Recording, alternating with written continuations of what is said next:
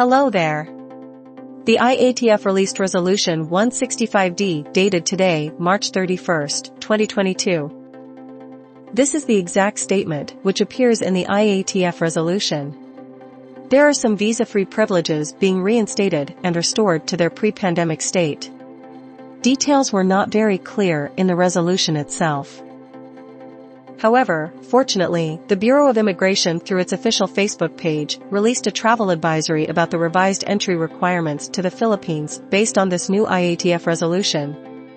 This change will be effective on April 1, 2022.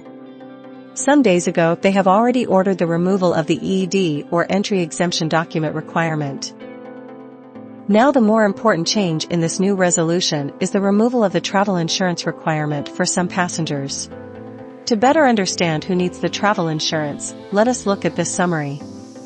Filipino citizens are not required to present a travel insurance. This is a new update. Foreign spouses and children of Filipino citizens are not required to present a travel insurance anymore. Provided, of course, that you are able to provide proof of your relationship with the Filipino citizen. That is, a marriage certificate or a birth certificate. Note that it did not specify that it's a must to travel together with your Filipino spouse or parent. Another new update, former Filipinos are not required to present a travel insurance anymore. And if their foreign spouses and children will be traveling with them, they don't need a travel insurance. Provided that proof of their legal relation will be presented. That is, a marriage certificate or a birth certificate. And for former Filipinos, do not forget to bring proof of your Filipino blood, which is either your old Philippine passport or your PSA birth certificate. Let us just clarify again, spouses and children of former Filipinos must travel with the former Filipino if they do not want to buy a travel insurance. Otherwise, if they will travel without the former Filipino, they will be considered as a tourist, and they will need to secure a travel insurance. For foreign nationals who are holders of 9A visas, you still need a travel insurance. Other visa holders, like immigrant visas and other non-immigration visas, are not required to have a travel insurance. Holders of special visas, issued by the Bureau of Immigration, are not required to have a travel insurance. Lastly, all other foreign tourists, which do not belong to the already stated list above, are required to have a travel insurance. Now, please be advised that you must wait until this change is reflected in your airline guidelines. We all know that information dissemination from the government to the airlines, and from the airline management across all of its staff at the check-in, will take days. If you are traveling in the next few days, you must call your airlines to verify.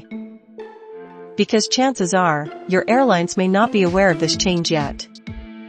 Now let us summarize the entry requirements to the Philippines. These 4 requirements are still mandatory from all passengers entering the Philippines.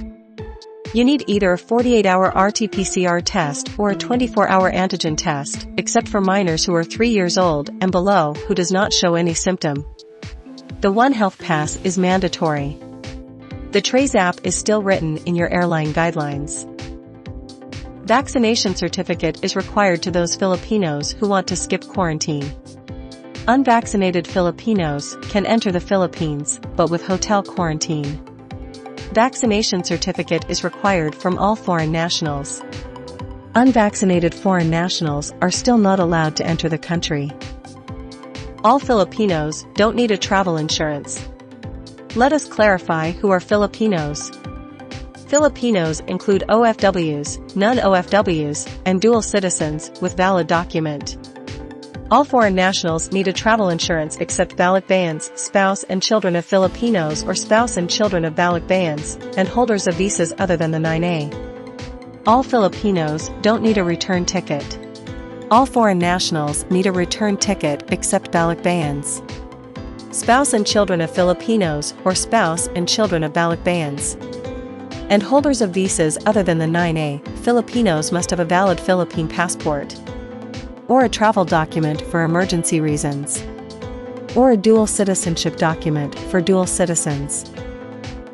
All foreign nationals must have a passport that is valid for at least 6 months at the time of their entry.